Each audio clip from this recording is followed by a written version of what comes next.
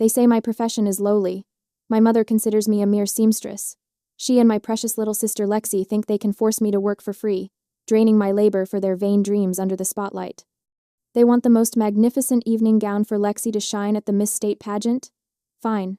I'll make her shine. Lexi is about to have a performance where she literally unleashes herself in a way television history will never forget. The bell above my studio door chimed at exactly 2 in the afternoon. I didn't need to look up from the silk chiffon. I was hand-finishing to know who it was. The overpowering cloud of Chanel No. 5, the kind that screams, "I'm trying too hard," announced my mother's arrival before her heels clicked across my worn hardwood floor. "Harper, darling." Deborah's voice dripped with that particular honey-coated tone she reserved for when she wanted something. "We're here." I set down my needle, carefully securing the delicate fabric, and looked up. There they stood. My mother, Deborah Vance, in her crisp white blazer and designer jeans that probably cost more than my monthly rent, and my sister Lexi, 23 years old, and stunning in that effortless way that comes from a lifetime of being told you're beautiful.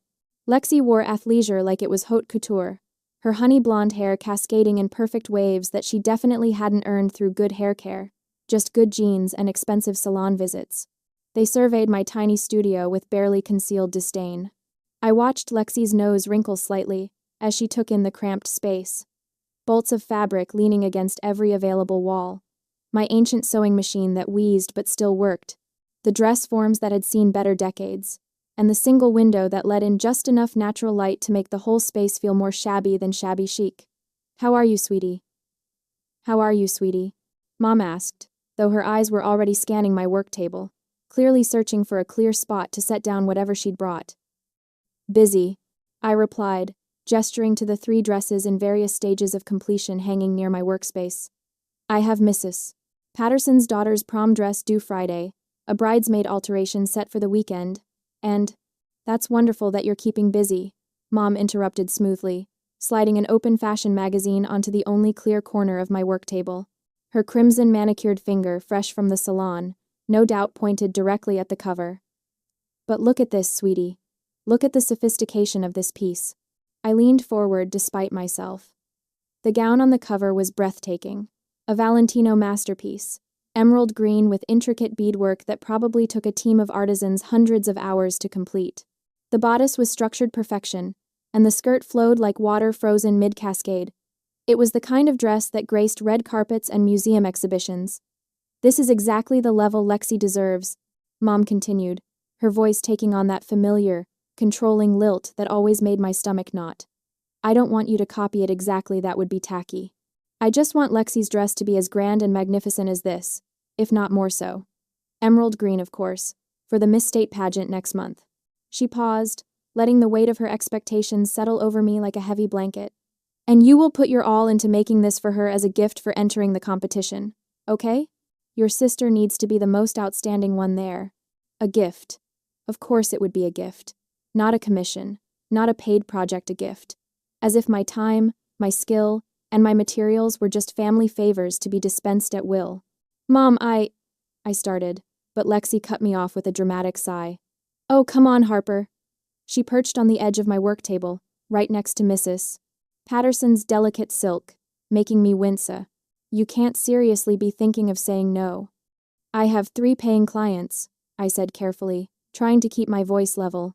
"People who have already put down deposits and are counting on me to—" "How are those rags you sew for common customers more important than my future?" Lexi's perfectly glossed lips formed a pretty pout that had probably won her a dozen pageant crowns. "You should feel honored to custom make a dress for the future Miss State. I'll advertise for you when I get there. Think of the exposure." The word rags hit me like a slap. I felt something crack inside my chest, a hairline fracture in whatever was left of my tolerance. But worse than Lexi's dismissiveness was the way that sentence, that specific, entitled, cruel sentence, pulled me backward through time like I was caught in a riptide. Suddenly, I wasn't 30 years old, standing in my cramped studio. I was 18, standing in front of the Bank of America on a sweltering August morning, holding a printed statement in hands that wouldn't stop shaking. Account balance, $0. The college fund my grandmother had set up for me, $50,000 carefully saved and invested over years, meant specifically for my education, had been completely emptied. Every single cent. Gone. I had been so excited that morning. I'd already been accepted to Parsons School of Design in New York. I'd spent months preparing my portfolio, working part-time at a dry cleaner to save extra money, dreaming of the life I'd build. My grandmother had made me promise, before she passed, that I would use that money to pursue my passion. "You have a gift, Harper," she'd told me, her wrinkled hands holding mine. "Don't let anyone convince you otherwise." But my mother was listed as a co-signer on the account. A formality, I'd thought. A safety measure. When I'd confronted her, Deborah had been in the kitchen, drinking iced tea and looking through a catalog of children's pageant costumes. Lexi, 12 years old at the time, had been practicing her walk in the living room, her little feet in kitten heels clicking across the floor. "Oh, honey, sit down," Mom had said, her voice so calm, so reasonable. "I can explain everything. You know your sister has a real shot at the regional title this year. We needed a new car. The old one was on its last legs, and how else was I supposed to drive Lexi to all her competitions? And the entry fees, the coaching, the outfits. These things add up." "But that was my college fund," I'd whispered, tears streaming down my face. "Grandma left that for me, for school. And I'm your mother. I know what's best for this family." She'd reached across the table, taking my hand in hers with that same tender touch that always made me doubt my own anger. "Harper, sweetheart, you're so talented. You don't need some fancy, expensive school in New York to prove that. The design industry is brutal. Do you know how many people graduate and never work a day in their field? I'm protecting you from wasting years of your life and ending up disappointed. But I want to... Listen to me." Her voice had gone soft, almost pleading. "Lexi has something special. Real star quality. If we invest in her now, if she wins the titles she's capable of winning, our whole family's future changes. You'll be the sister of Miss State, maybe even Miss America one day. Doesn't that sound better than struggling in some overpriced New York apartment, competing with thousands of other designers?" She'd squeezed my hand. "You're the smart one, Harper. I need you to support your sister. That's what family does. We lift each other up. And think of it this way, when Lexi succeeds, we all succeed. You'll benefit from her fame too." I'd been 18. I'd wanted so desperately to believe that my mother loved me, that she had my best interests at heart, that this sacrifice would somehow be worth it. So, I'd swallowed my dreams. I'd enrolled in community college instead, taking basic design courses, while working full-time. I'd taught myself advanced techniques through library books and online tutorials.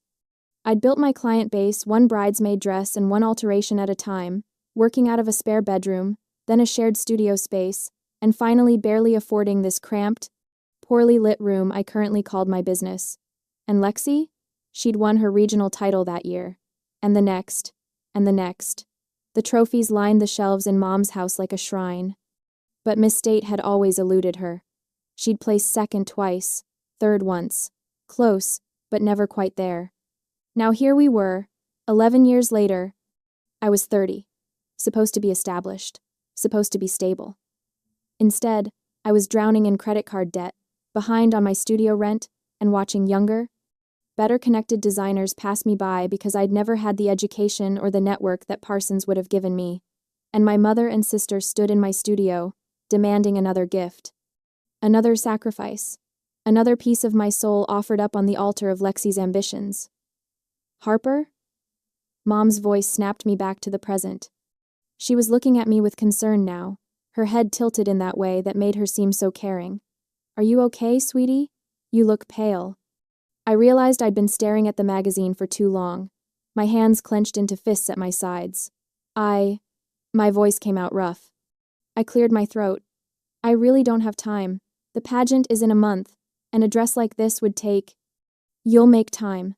Lexi's voice had gone cold, her pageant smile vanishing. She stood up from the work table, crossing her arms. "I don't understand why you're being so difficult about this. I'm your sister. This is important to me." "Your paying clients are important too," I said weakly, hating how defensive I sounded. "Those people can wait, or go somewhere else." Lexi flipped her hair over her shoulder. "If you don't finish the dress for me, don't bother being my sister anymore." The words landed like stones. I felt my breath catch. "Lexi!" Mom's voice held a gentle reproach, but there was something calculated in her expression. She turned to me, and suddenly her eyes were shining with unshed tears, a trick she'd perfected over the years. Don't be angry with her, Harper. She's just worried. This competition means everything to her. She's been preparing for months. Mom crossed the small space and took both my hands in hers. Her skin was soft, moisturized, warm. Her grip was tender. You will finish the dress on time, right? Her voice was barely above a whisper, intimate, like we were sharing a secret. I chose you to design the dress for her because I trust your skills. You're so talented, sweetheart. I know you can create something magnificent. There it was. The look, the tone, the particular combination of maternal affection and expectation that had been manipulating me for over a decade. My mother had never yelled at me, never called me names, never been overtly cruel. She'd just wrapped her demands in so much love and sweetness that refusing felt like betrayal. And despite everything, despite the stolen college fund, despite 11 years of watching my dreams shrink while Lexi's expanded, despite knowing with absolute certainty that this was wrong, I felt myself weakening. Because deep down, in a place I hated to acknowledge, I still wanted her approval. I still wanted to believe that maybe, this time, if I just did this one more thing, she'd really see me. Really value me, really love me the way she so obviously loved Lexi. I swallowed hard. I need to finish the orders for my current clients first. Of course. Mom's face lit up like I'd just handed her the moon. That's my responsible girl. How long do you need? 2 days, I heard myself say. Come back in 2 days. I'll take Lexi's measurements then, and we can discuss the design details. Perfect. Lexi's smile returned, bright and triumphant. See? I knew you'd come through. You always do.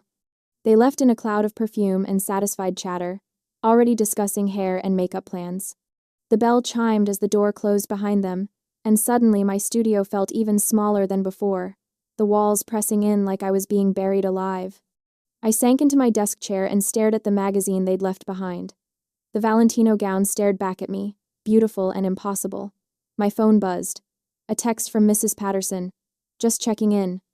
So excited to see the dress on Friday. I looked at the half-finished prom dress hanging near my machine, the bridesmaid alterations waiting in garment bags. The dinner dress I'd promised to a regular client for next week, and I resolved to finish every single stitch within the next 48 hours.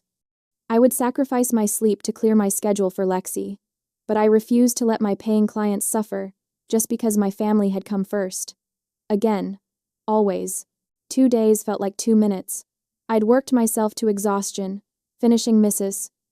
Patterson's daughter's prom dress at 3 in the morning, subsisting on cold coffee and the kind of determination that comes from pure spite.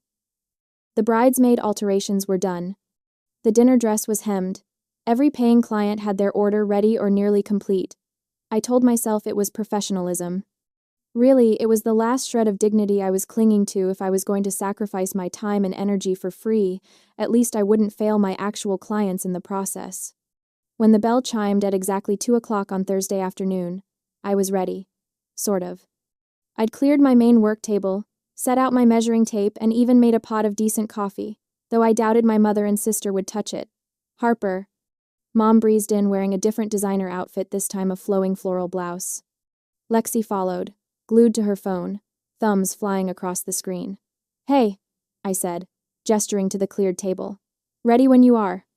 Lexi finally looked up from her phone, glancing around the studio with fresh disdain. It's so cramped in here, and it smells like an old fabric or something. It smells like work, I replied flatly. Should we get started with measurements? Yes, let's. Mom clapped her hands together. Lexi, honey, stand over here. Harper, you'll need to get every measurement perfect. This dress has to fit like it was painted on. Lexi stood like a mannequin, occasionally checking her phone when she thought I wasn't looking. Mom hovered, offering commentary that ranged from obvious to irritating. Make sure the waist is cinched tight, really tight. The neckline should be low but tasteful, you know? And the back, the back needs to be dramatic. Everyone remembers a dramatic back. I wrote everything down in my notebook, the same leather-bound notebook I'd been using since high school. It was battered now, filled with sketches and measurements and notes from hundreds of clients over the years. a habit of meticulous documentation that had served me well. I need to grab another notebook from my car, I said, setting down my pen. I left my design notebook out there this morning. I'll just be a minute. Sure, Mom said, already pulling up photos on her phone to show Lexi. We'll be here. I headed out the door and down the narrow staircase to the street where I'd parked. The afternoon sun was bright, almost aggressive. I found my notebook wedged between the passenger seat and the center console, grabbed it, and headed back up. The studio door was slightly ajar. I'd left it that way for the breeze. As I reached the top of the stairs, I heard Lexi's voice, clear as crystal, and absolutely dripping with disdain. I can't stand it. Her tone was petulant, whiny. Just because you spent all the money prepared for this pageant on filler injections, now I don't have enough money to hire a famous designer and have to hole up in this tiny, pathetic studio. I froze, one hand on the doorframe. Don't worry, Mom's voice replied, and something in her tone made my blood run cold. It was sweet, so sweet, but with an edge underneath that I'd never heard before. We'll say it's a design by an anonymous French designer. No one will know it was sewn by that failure. Failure. The word hit me like a physical blow. I have to look beautiful for the interviews too. Mom continued. If you're the beauty queen, I'll be appearing in the same frame. After all, those fillers were an investment in both our futures. Lexi laughed. High and cruel. Can you imagine if people knew Harper made this? It would be so embarrassing. She's so basic, so ordinary. Well, she has her uses, Mom said. She's always been eager to please. That's why I raised her that way. Someone has to be the worker bee while you're the queen, darling. I stood at the threshold, notebook clutched in my hand, and felt something inside me shatter completely. Not crack shatter. Like a window struck by a stone, spiderwebbing into 1,000 irreparable pieces. 11 years. 11 years of swallowing my resentment, of telling myself that family came first, that my mother loved me in her own way, that my sacrifices mattered. 11 years of believing that if I just tried hard enough, gave enough, worked enough, I'd earn the same affection she showered on Lexi. But I'd never had it. I'd never even been close. I was useful. That's all I'd ever been. A tool. A resource to be exploited. A failure who could at least sew. Something shifted inside me, something fundamental and irreversible. It felt like waking up from a dream, or maybe like surfacing from underwater after being held down too long. Clarity, cold and sharp as a blade. My sacrifice was not a duty, it was stupidity. And I was done being stupid.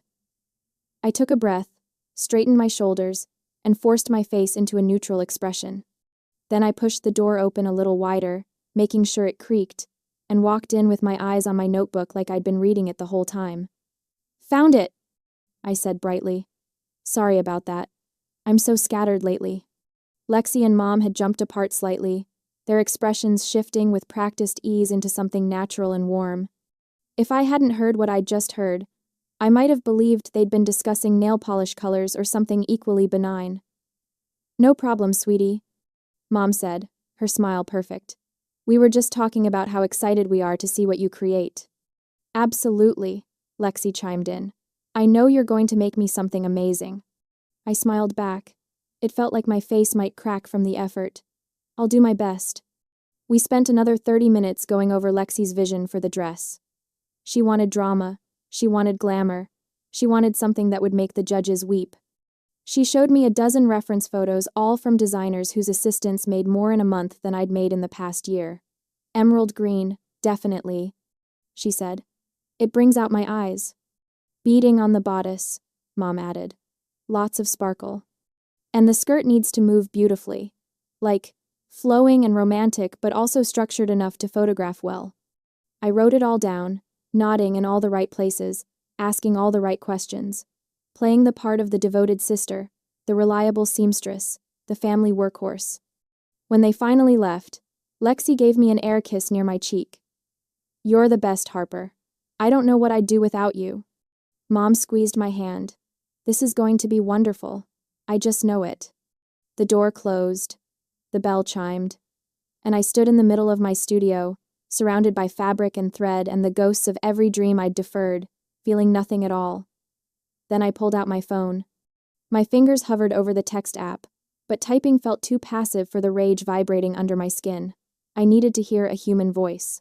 I hit the speed dial for O'Brien. O'Brien Mitchell had been my best friend for years. We'd actually met through a community for textile and fashion enthusiasts, a collective of fabric geeks who cared more about fiber content than current trends. I had posted a complex question about the structural integrity of bias-cut silk, and O'Brien was the only one who replied with a detailed engineering analysis, rather than a guess. We decided to meet for coffee to continue the debate, stayed until the shop closed arguing about weave patterns, and had been inseparable ever since. Most people thought we were dating. We'd never been anything but friends, but we had that rare kind of friendship that felt like family, the kind you choose, not the kind you're stuck with. O'Brien was brilliant. Genuinely, objectively brilliant. He worked for a major sportswear corporation now, doing research and development on performance fabrics. He'd tried, many times over the years, to get me to apply for positions at his company. "You're better than this," he'd say, gesturing at my cramped studio. "You should be designing for real brands, Harper. You have the talent." But I'd always been too afraid, too convinced I wasn't good enough. What an idiot I'd been. He picked up on the second ring. "Harper? Everything okay?" "No," I said, my voice shaking. "No, O'Brien, it's not." And then I told him. Everything. I paced the length of my tiny studio, clutching the phone like a lifeline, and poured it all out: the demand for the dress, the anonymous French designer scheme, and the conversation I'd overheard on the stairs. When I got to the part about my mother calling me a failure, my voice cracked. There was a long silence on the other end. Then, O'Brien's voice came through, low and dangerous. "That failure comment. Harper, you know that's garbage, right? You're one of the most talented designers I've ever met." "Doesn't matter," I said, wiping a tear from my cheek with the back of my hand. "What matters is that I've been an idiot for 11 years, and I'm done." Done how? I stopped pacing and looked at the dress form standing in the corner. I'm going to make the dress. I'm going to make it perfect. And I'm going to make sure my sister never forgets the favor I did her. I want to create something so beautiful that when it all falls apart, no one can say I didn't give it my absolute best. "Falls apart," O'Brien repeated slowly. "Literally?" "Ideally." I could practically hear his engineer's brain shifting gears, the click and whir of calculation replacing his anger. After a moment, he spoke again, his tone sharp with a new idea. "I might have something that could help," he said. "What is it?" "Better if I show you. I need a week." "A week?" "Trust me, Harper. It'll be worth the wait." "Meet me next Saturday? The usual place?" "I'll be there," I said. The following Saturday morning arrived gray and drizzly. I met O'Brien at our favorite cafe, a tiny place called Brewed Awakening, that served genuinely good coffee and made the best blueberry scones in the state. He was already there when I arrived, sitting at our usual corner table with 2 large coffees and a scone he'd split in half. O'Brien was the kind of handsome that snuck up on you, not flashy like the guys Lexi dated, but solid and real, with warm brown eyes and the kind of steady presence that made you feel safe. "You look terrible," he said by way of greeting, pushing a coffee toward me. "Thanks. You're a real charmer." I took a long sip of the hot coffee, letting the caffeine settle my nerves. "So? Do you have it?" O'Brien reached into his bag and set a small package wrapped in plain paper on the table between us. He unwrapped it to reveal a small spool of thread preserved in an airtight container. To the untrained eye, it looked like standard polyester, the kind you could grab at any Joann Fabrics for $3. But I knew O'Brien better than that. "This," he said, his voice low and intense, "is high-sensitivity soluble thread. This isn't experimental, and it's not magic," he said, tapping the spool with his index finger. "It's just incredibly obscure.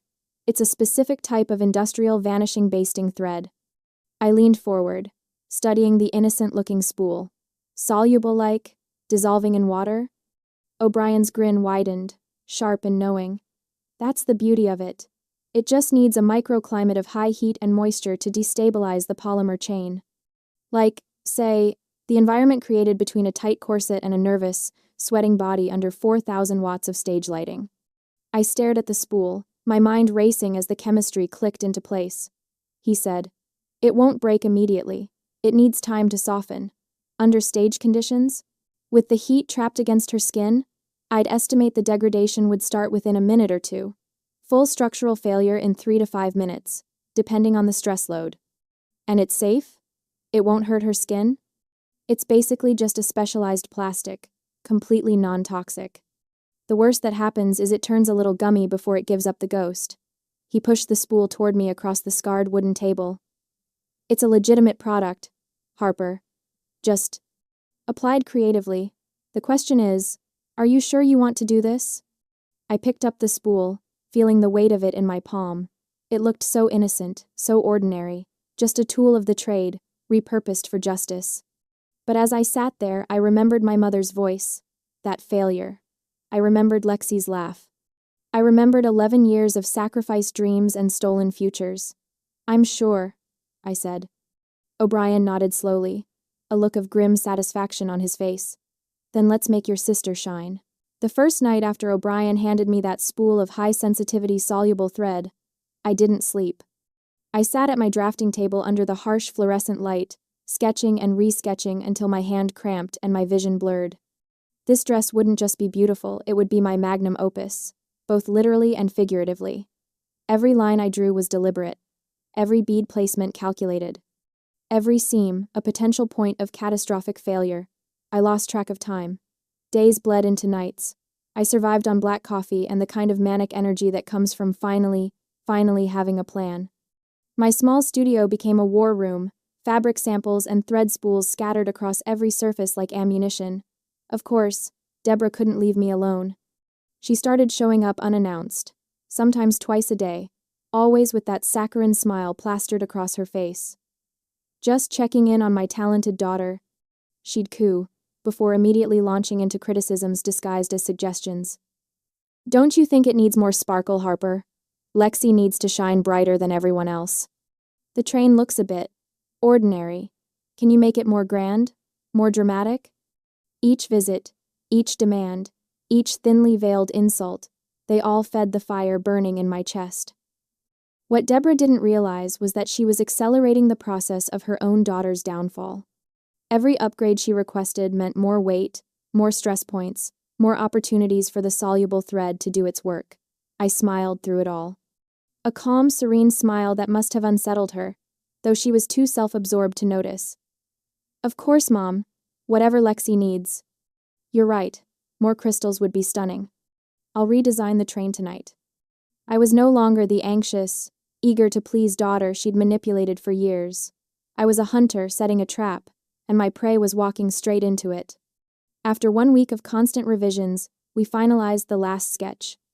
I held it up to the light, pretending to admire it with maternal pride, while internally cataloging every expensive detail I'd deliberately incorporated. Hand-beaded bodice, imported French lace. Swarovski crystals cascading down the skirt. A 6-foot train with hand-embroidered flowers that would require hundreds of hours to complete. It was obscenely extravagant. It was going to cost a fortune. Perfect. It's beautiful, Deborah breathed, actually tearing up. Lexi is going to look like a princess. She deserves nothing less, I said, and meant every word, just not in the way my mother thought. To sell the illusion completely, I did something that should have been unthinkable. I withdrew my entire savings account. Every penny I'd scraped together, every dollar I'd set aside to pay next month's studio rent gone. I marched into the most expensive fabric store in the city and bought the finest imported stones, the most delicate imported lace, the highest quality everything. When I showed Deborah the receipts, her eyes went wide. Harper, this is too much. You didn't have to. I wanted to, I interrupted, meeting her gaze steadily. She's my sister. I'm all in for Lexi. The words tasted like ash, but they had the desired effect. Deborah's suspicion melted into approval. She actually hugged me, a rare occurrence that made my skin crawl. You're a good daughter, Harper. A good sister. I returned the embrace, thinking about my stolen college fund. 11 years. 11 years of being the good daughter, while they took and took and took. Not anymore. Back in my studio, I laid out all the materials like a surgeon preparing for a complex operation. The emerald green silk gleamed under my work lights. The crystals caught the light and threw rainbow fractals across my walls. Everything was exquisite. Everything was expensive. Everything was going to unravel. I got to work. My hands moved with the confidence of 15 years of experience. I'd been sewing since I was 15, had studied fashion design obsessively even without formal education. Every technique I'd taught myself, every skill I'd honed in this cramped little studio, it all came together now. The bodice took shape first. I constructed it with architectural precision, creating a structured foundation that would support hundreds of crystals. But here's where my specialized knowledge came into play. At critical stress points, the shoulder seams, the side panels, the places where weight and movement would create maximum tension, I alternated between normal thread and O'Brien's special soluble thread, not obviously. Nothing that would show up in a casual inspection or even a careful try-on. The soluble thread was nearly identical in appearance to standard polyester thread. But it had one crucial difference. It was designed to break down when exposed to sustained heat and moisture, human body heat, sweat, stage lights. And then, at the worst possible moment, everything would give way. I worked 18-hour days. My fingers ached, my eyes burned. I survived on takeout and coffee. The skirt came together next layers of emerald silk that transitioned into a breathtaking white-blue ombre effect. I hand-embroidered delicate flowers that seemed to float across the fabric. Each stitch was perfect, and woven throughout, invisible and deadly, was O'Brien's gift. 1 month later, I stepped back from my work table and stared at what I'd created. It was breathtaking. The emerald green gown shimmered like gemstones. The bodice was a masterpiece of beadwork, each crystal positioned to catch light from every angle. The skirt flowed like water, the ombre effect creating an ethereal, almost magical quality. The train was a work of art, 6 feet of hand-embroidered lace that seemed to glow. I'd poured every ounce of my skill into this dress. It was, without exaggeration, the most beautiful thing I'd ever made. It was also a ticking time bomb. I called Deborah. "It's ready." They came within the hour. The moment Lexi saw the dress hanging on my dress form, she actually gasped. "Harper. Oh my gosh, Harper, it's incredible." For a moment, just a brief, traitorous moment, I felt a flicker of pride. Not for Lexi, but for my own work. I'd created something extraordinary. Then Lexi tried it on, and that flicker died. She preened in front of my full-length mirror, turning this way and that, completely absorbed in her own reflection. Not once did she thank me. Not once did she acknowledge the month of sleepless nights, the drained savings account, the skill required to create something this complex. "It's perfect," Deborah declared, misty-eyed. "You've outdone yourself, Harper, and I need you backstage on pageant night to help Lexi into the dress. It's so intricate, and we can't trust anyone else with it." Even if my mother hadn't asked, I would have found an excuse to serve as Lexi's wardrobe assistant that day. That was the critical moment I needed to be the one to dress her, to ensure that every seam sat exactly as intended, that nothing was disturbed or detected before she walked onto that stage. I met her eyes and smiled. "Of course, Mom. I wouldn't miss it for the world." After they left, I slumped in my chair and stared at my empty bank account on my phone screen. I was broke. Completely, utterly broke. Rent was due in 2 weeks, and I had nothing. My phone buzzed. A text from O'Brien. "How's the masterpiece coming?" "It's done," I typed back. "Everything changes. That's my girl. The wolf is ready to hunt." I looked at the dress. In the dim light of my studio, the emerald silk seemed to pulse with malevolent life. Yes. The wolf was ready. And the lamb had no idea what was coming. The night of the Miss State pageant arrived like an execution date I'd been counting down to for weeks. Backstage was controlled chaos, a hot, airless maze of hairspray fog, half-dressed contestants, and barking stage managers. The air conditioning struggled against the combined heat of bodies, stage lights bleeding through from the main hall, and enough electrical equipment to power a small city. Within minutes of arriving, I was already sweating through my black t-shirt. Perfect conditions. I found Lexi in the designated dressing area, surrounded by her entourage like a queen holding court. Her hair was already styled in an elaborate updo, her makeup flawless. When she saw me carrying the garment bag, her eyes lit up with the kind of hunger I'd seen 1,000 times, the look of someone who believes beautiful things are simply owed to them. "Finally," she said, not even greeting me. I've been waiting. Everyone else has been ready for 20 minutes. I bit back a dozen responses and simply unzipped the garment bag with ceremonial slowness. The emerald dress emerged like a serpent uncoiling, and even in the harsh fluorescent backstage lighting, it was stunning. Several nearby contestants actually stopped mid-conversation to stare. "Oh my gosh," one of them whispered. "That's incredible." Lexi's smile turned smug. I helped her step into the dress, my hands steady despite my racing heart. The bodice settled into place. I began the intricate process of fastening the hidden hooks and lacing the internal corset structure. My fingers brushed against the shoulder seams where the soluble thread lay hidden, invisible among the normal stitching. "Careful," I murmured, playing my role. "The dress is beaded very intricately, and the corset structure inside is very tight. Please be gentle with it." Lexi met my eyes in the mirror, and for a moment, I saw something ugly flicker across her perfect face. She leaned in close, her lips nearly touching my ear, her voice dropping to a whisper meant only for me. "I was born to perform. The stage is my home. Don't act like you know anything. Why would a nameless seamstress want to teach Lexi how to shine?" The words were designed to cut, and they did, but not in the way she intended. They didn't wound me, they crystallized my resolve into something diamond hard. I stepped back, expression neutral. "Break a leg out there, sis." Before Lexi could respond, Deborah appeared at her elbow, eyes sharp. "Harper, move along, find somewhere out of the way to wait." As I turned to leave, I caught sight of what had prompted Deborah's urgency. Two people with press badges were weaving through the backstage crowd, heading straight for Lexi. One carried a professional camera, the other held up a phone live streaming, from the looks of it. Of course. The dress was too spectacular not to attract attention. I melted into the shadows behind a rack of costume changes, close enough to watch but far enough to be forgotten. Classic invisibility, a skill I'd perfected over 30 years. The reporter, a blonde woman in a crisp pantsuit, positioned herself in front of Lexi with the ease of someone who'd done 1,000 of these interviews. "We're here with contestant number 17, Lexi Vance, who is absolutely stunning in this incredible gown. Lexi, can you tell us about your dress? It's unlike anything we've seen tonight." Lexi's pageant smile clicked into place, bright, warm, utterly fake. "Thank you so much. Yes, this dress is very special to me. It's actually a gift from an anonymous designer in Paris."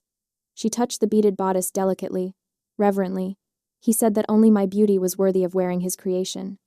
My jaw clenched so hard I heard my teeth grind. An anonymous Parisian designer? The reporter's eyes sparkled with interest. How mysterious. How did this come about? "I can't share all the details," Lexi said with a conspiratorial smile. "But let's just say that when you're dedicated to your craft and you shine brightly enough, the right people notice." He reached out to my team and insisted on creating something custom for tonight. The reporter ate it up. "It's absolutely breathtaking. The craftsmanship is extraordinary. The beading alone must have taken hundreds of hours." "He's a true artist," Lexi agreed, executing a slow turn to show off the dress's full glory. The camera captured every angle, every glittering crystal. I'm just honored to be his muse. I watched my mother stand beside Lexi, beaming with pride, nodding along to every lie. My phone buzzed in my pocket. I pulled it out, careful to keep the screen dimmed. "O'Brien, watching the live stream. Anonymous French designer, your sister is really good at telling fairy tales." The dress is the center of heated discussion, and hundreds of viewers tuning in are already predicting she'll be crowned this year's beauty queen, eagerly waiting to see the gown revealed on stage in just a few minutes. I sent back a laughing emoji. He was probably at home right now, feet up, beer in hand, watching the drama unfold in real time. He'd played a crucial role in this revenge, and he knew it. We'd discussed the timeline endlessly, how long the thread would take to break down under optimal conditions, what optimal even meant in this context: heat, sweat, movement, pressure. All the things a nervous pageant contestant under stage lights would generate in abundance. I glanced at my watch. 7:47 p.m.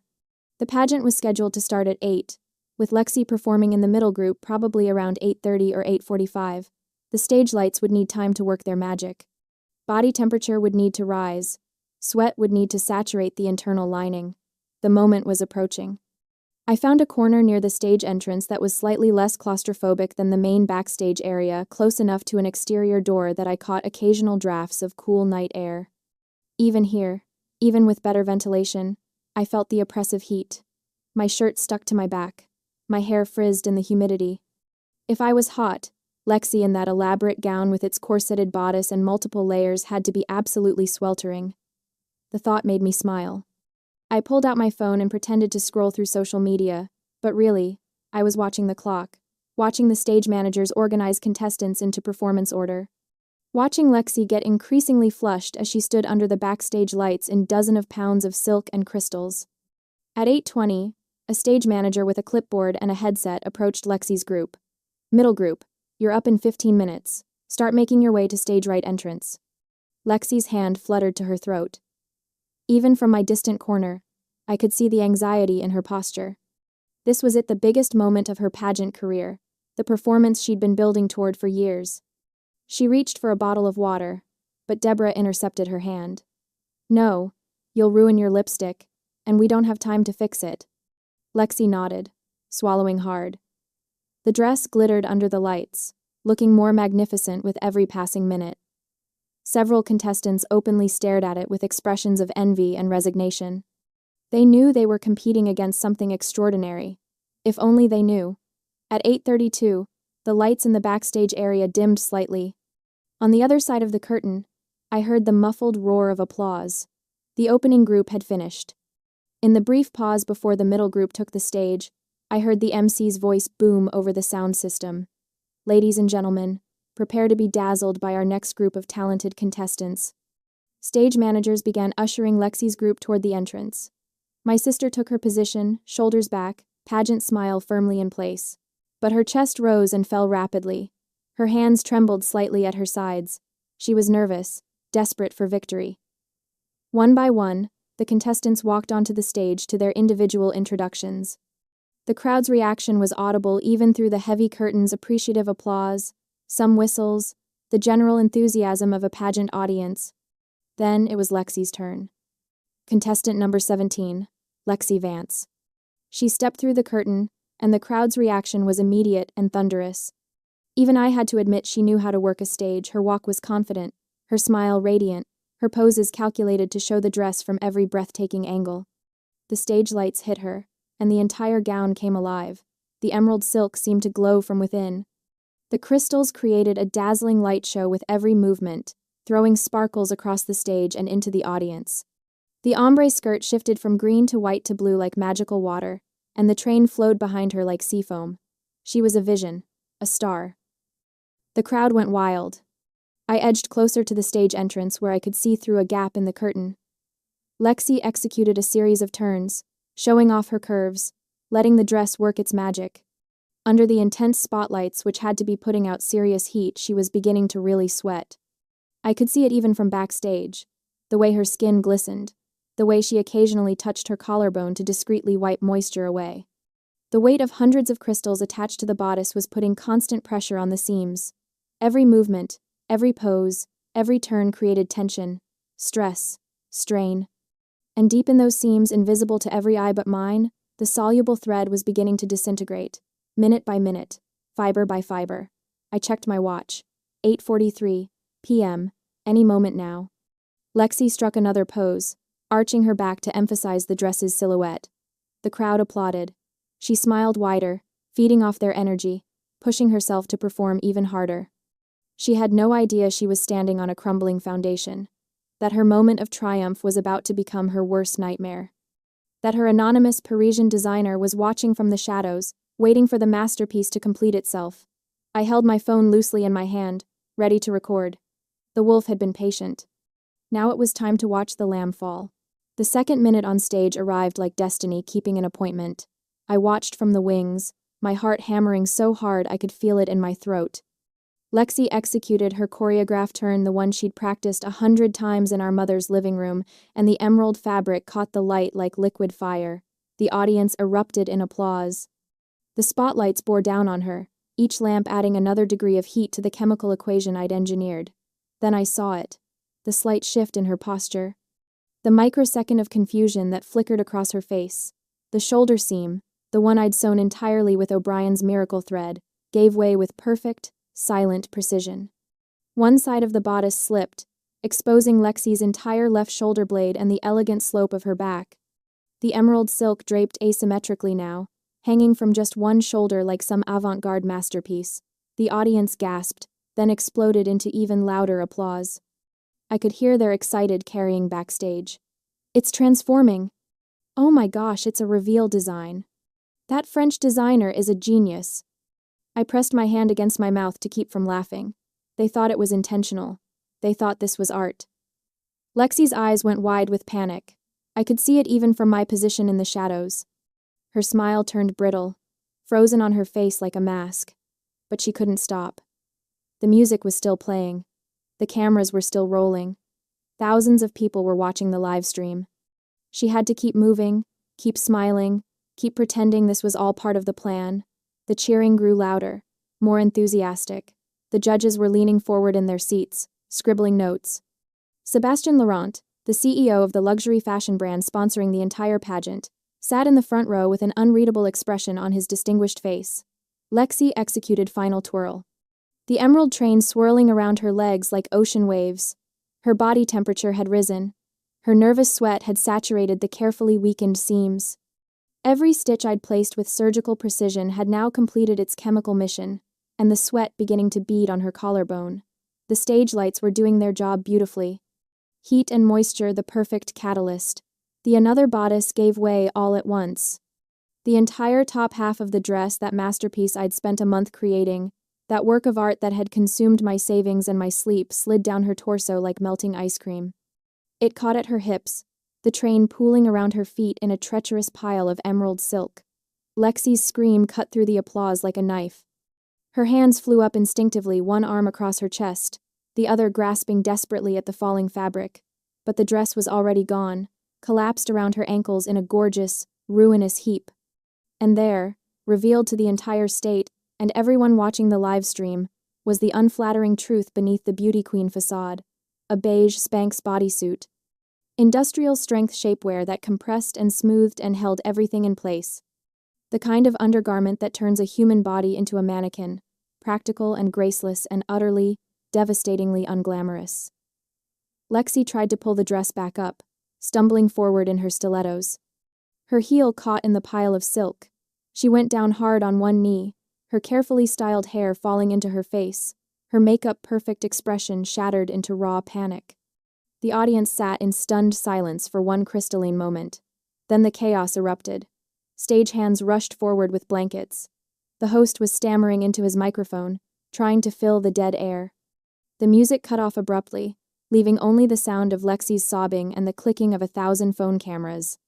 Someone in the audience started laughing, a nervous, disbelieving sound that spread like wildfire through the venue.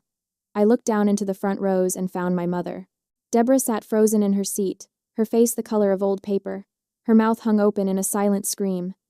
The woman who had spent 23 years grooming her perfect daughter for this exact moment was watching that daughter's humiliation broadcast live the United States. I felt absolutely nothing. No, that's not true. I felt satisfied. Free. I turned away from the stage and walked calmly toward the exit. Behind me, I could hear the beginning of what would become the viral sensation of the year. I drove home through empty streets, the adrenaline finally beginning to fade from my system. My hands shook slightly on the steering wheel. I'd done it.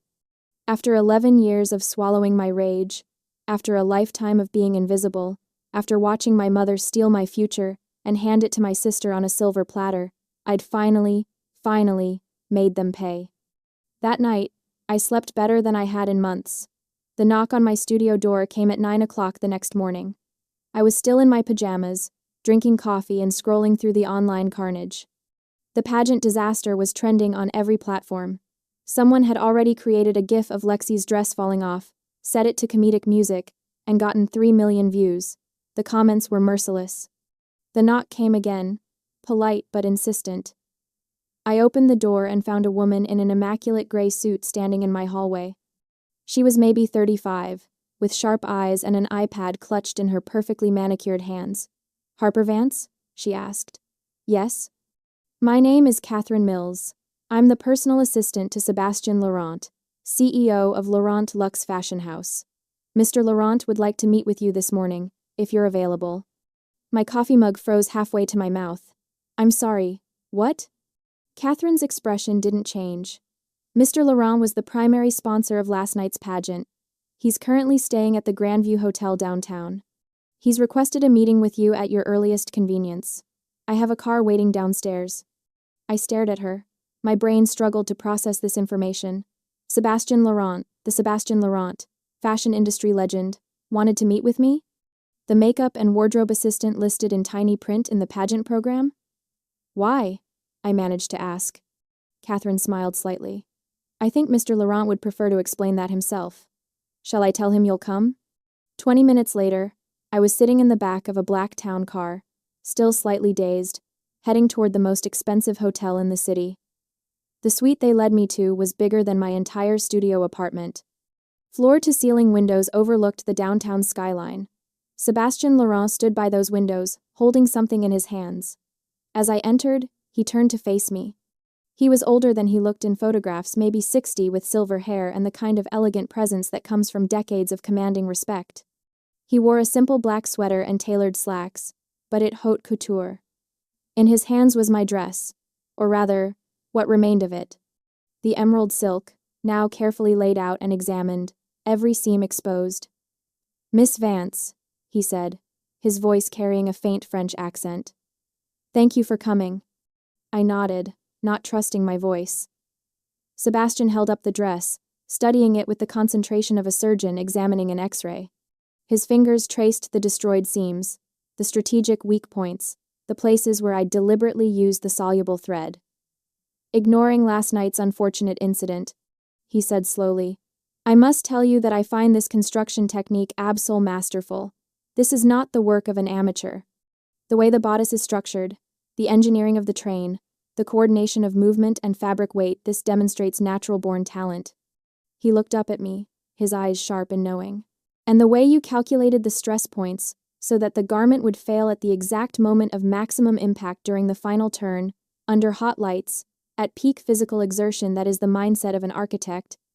Miss Vance, not merely a tailor. My mouth went dry. He knew. He knew exactly what I'd done. I saw your name listed in the pageant program, Sebastian continued. Makeup and wardrobe assistant for contestant Lexi Vance. Your sister, I presume. He didn't wait for me to answer. The program claimed the dress was created by an anonymous French designer. A fiction, clearly. No French designer of any reputation would create something like this and remain anonymous. He set the dress down carefully on a nearby table and turned to face me fully. In this industry, Miss Vance, talent alone is insufficient. One must also possess vision, determination, and yes, a certain calculated ruthlessness, the ability to see an opportunity and seize it without hesitation. The courage to take risks. His lips curved into something that wasn't quite a smile. You engineered a disaster that will be remembered for years. You humiliated your competitor on a stage. And you did it with such technical precision that it could almost be admired. I found my voice finally. Are you here to threaten me with legal action? Legal action? Sebastian laughed, a genuine sound of amusement. No, Miss Vance. I'm here to offer you a job. The room tilted slightly. I'm sorry? You heard me correctly. I want you to join Laurent Luxe as a senior design assistant. Full salary, full benefits, and we will cover your tuition at any fashion academy you wish to attend. New York, Paris, Milan, your choice. You have raw talent that needs refinement, but the foundation is extraordinary. I sat down heavily in the nearest chair. I destroyed your pageant. You destroyed a beauty queen who lied about her dress designer, Sebastian corrected. You exposed fraud and pretension. In my world, Miss Vance, authenticity is everything. Your sister claimed credit for work she didn't do and expertise she doesn't possess. That kind of dishonesty is poison to the industry. He moved to the window, looking out over the city. You, on the other hand, demonstrated genuine skill and the kind of bold, strategic thinking I value. You're a little wolf, Miss Vance, and I respect that. I couldn't speak, couldn't think. This wasn't how revenge was supposed to work. I was supposed to destroy my sister and then disappear back into obscurity. I wasn't supposed to be discovered. Rewarded. Think about it, Sebastian said, pulling a business card from his pocket and setting it on the table beside the ruined dress. My offer stands for 48 hours. After that, I'll assume you're not interested. He walked toward the door, then paused. For what it's worth, Miss Vance, I understand family betrayal.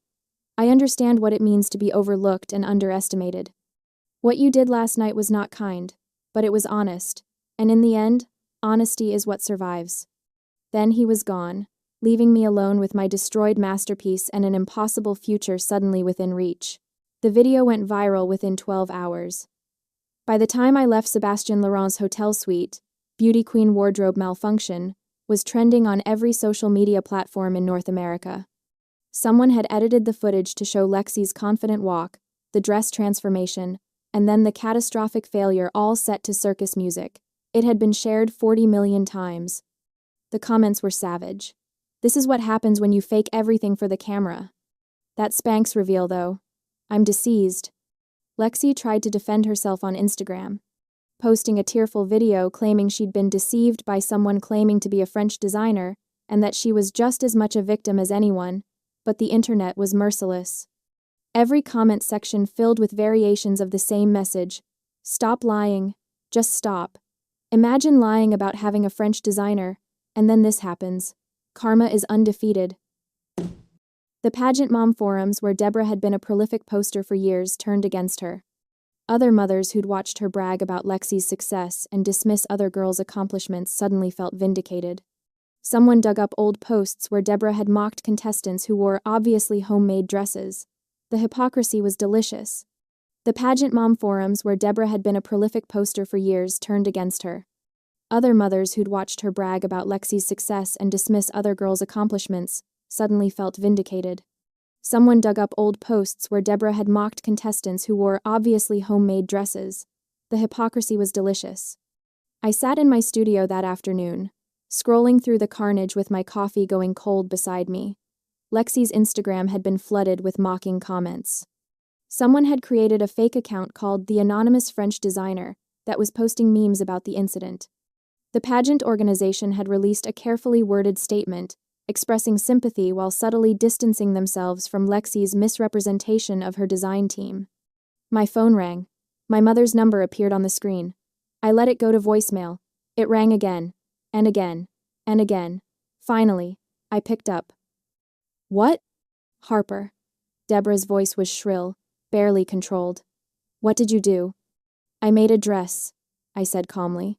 Exactly like Lexi asked me to. Don't play games with me. That dress fell apart on purpose. You sabotaged your own sister. Did I? I took a sip of my coffee. That's a serious accusation, Mother. Do you have any proof? Silence on the other end. Because of course she didn't. The dress was gone, confiscated by Sébastien Laurent.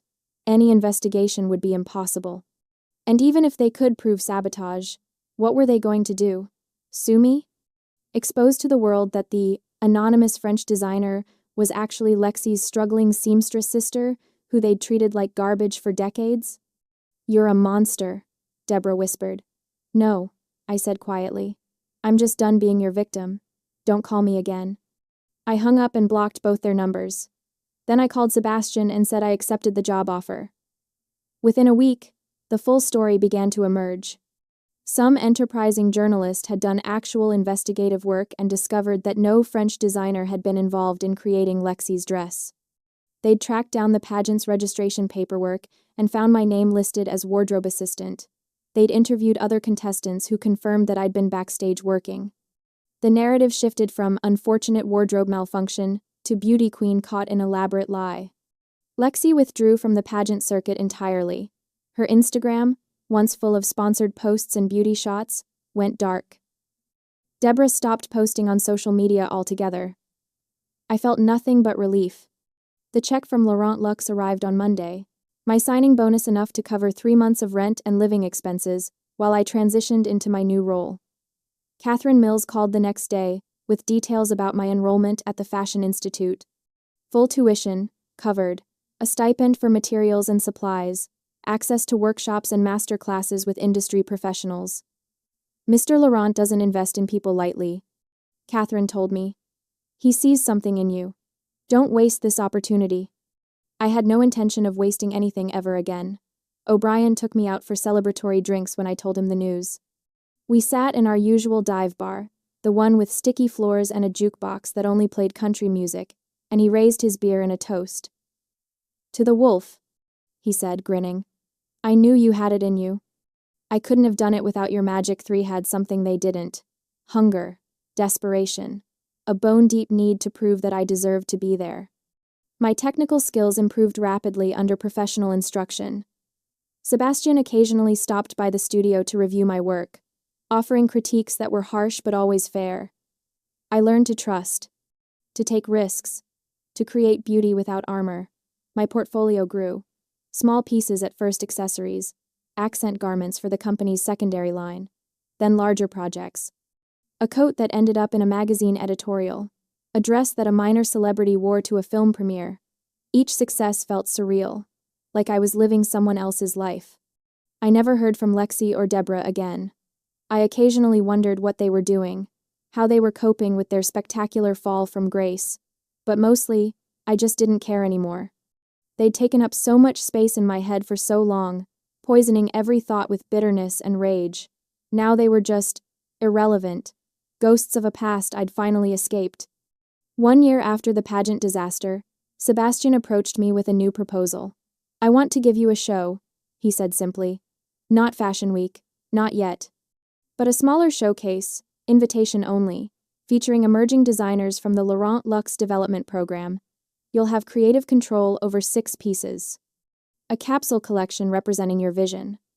I said yes before he finished explaining the details. The night of the showcase arrived in early autumn. The venue was an industrial warehouse space that had been transformed with lighting and minimal decoration, letting the clothes be the focus. The guest list was small but influential. Fashion editors, boutique buyers, industry insiders who could make or break emerging careers. I stood backstage, watching my models line up. 6 pieces. 6 different interpretations of strength and vulnerability. Nothing emerald green. I deliberately avoided that color forever. Instead, deep burgundies and midnight blues, architectural cuts softened with flowing elements, garments that were both armor and art. My hands shook slightly as I checked the final details. A seam here, a hemline there. Everything was perfect. Everything was honest. The lights dimmed in the main space. Music began, something instrumental and modern that I'd spent weeks selecting. The first model walked. I watched from the wings as my collection moved down the runway. Each piece represented something I'd learned this year. Technical skill, artistic courage, the confidence to trust my instincts. The audience watched in attentive silence, and I couldn't tell if that was good or terrifying. The final model walked. The music faded. Applause filled the space, genuine, enthusiastic applause. Catherine appeared at my elbow. You're supposed to take your bow, she whispered. Right. I'd forgotten that part. I walked out onto the runway on shaking legs, my heart pounding so hard I thought everyone could hear it. The lights were blinding. I couldn't see faces, just shapes and shadows and the occasional flash of a phone camera. Then my eyes adjusted, and I found the front row. Sebastian sat there with his usual composed expression, but his eyes were warm as he applauded. Next to him, O'Brien pumped his fist in the air like we were at a football game instead of a fashion showcase. Several editors were taking notes. A woman I recognized from a major fashion blog was already typing on her phone. I took a deep breath, looking out at the room full of strangers who'd come to see my work. Not my sister's work. Not some anonymous French designer's work. Mine. This was my place. These people, this work, this moment, this was home.